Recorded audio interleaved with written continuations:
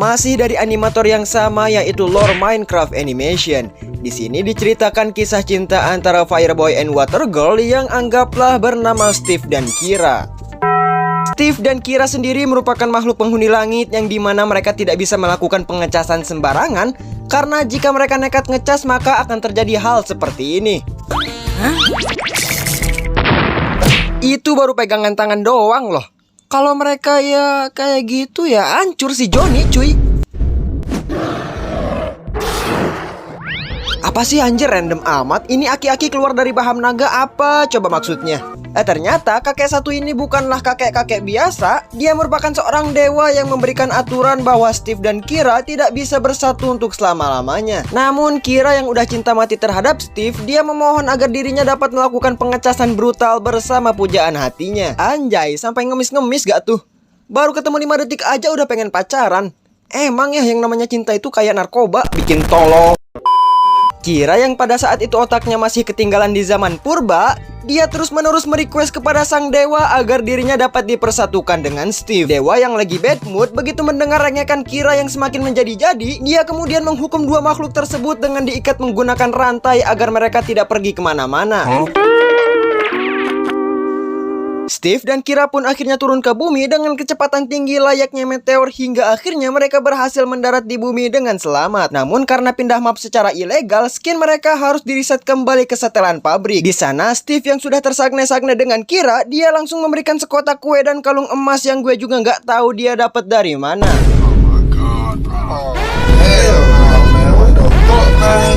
Singkat cerita, setelah bertukar jigong dengan Steve, Kira pun pulang ke rumah dan memakan kue pemberian belahan pantat, maksudnya belahan jiwanya dengan senang hati. Keesokan harinya, begitu Kira terbangun, dia terkejut melihat perutnya yang seketika saja berubah menjadi bola bowling. Bukan, itu hamil cuy. Buset, hamil 1 hari aja udah kayak hamil 6 bulan.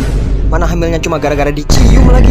Sementara itu, Steve yang mau berangkat sekolah tiba-tiba saja dirinya dihampiri oleh makhluk hijau aneh dengan bola basket nempel di perutnya. Steve yang kala itu masih bocah, begitu dimintai pertanggungjawaban oleh Kira, dia jelas-jelas menolak karena dirinya gak mau jualan pop ice dan lebih memilih untuk fokus belajar.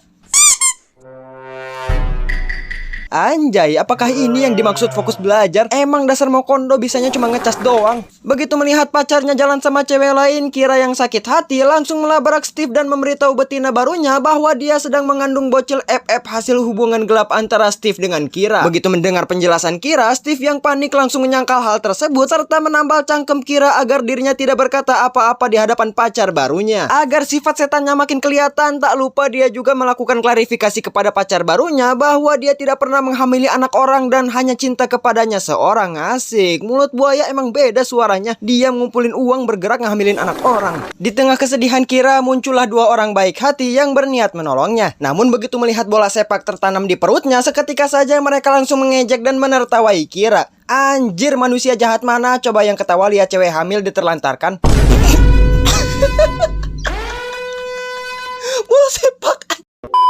Belum puas menelantarkan Kira, sepulang sekolah Steve dan teman-temannya berdiskusi untuk merencanakan sesuatu yang buruk kepada Kira. Hingga akhirnya ketika Kira pulang sekolah, dia melihat Steve yang sedang meminta pertolongan di sebuah bangunan kosong tak berpenghuni. Melihat hal itu, sontak saja Kira yang panik langsung masuk ke dalam bangunan tersebut yang ternyata itu semua hanyalah sebuah jebakan. Nah loh, mau diapain lagi nih si Kira?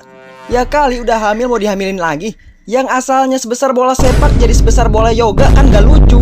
Di sana Steve yang gak punya akhlak langsung menyuruh teman-temannya untuk maksudnya memeras isi tas milik Kira. Lah terus itu kalau tasnya diambil, itu di belakang apaan? Papan tulis.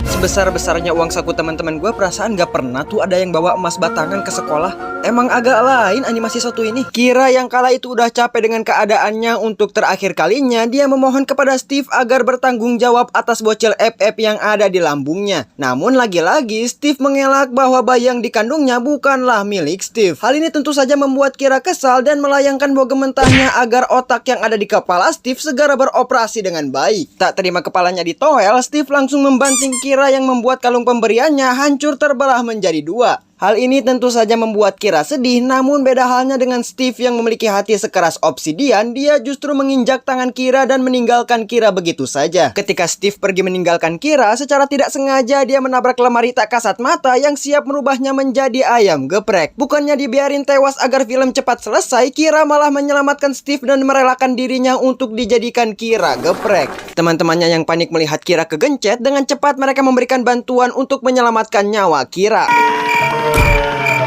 Positif thinking aja mungkin mereka manggil ambulan. Melihat Kira yang masih mau menyelamatkannya walau sudah berbuat jahat, membuat ginjal Steve tersentuh dan dia mengulurkan tangannya untuk membantu Kira yang hampir study tour ke akhirat. Tapi bohong.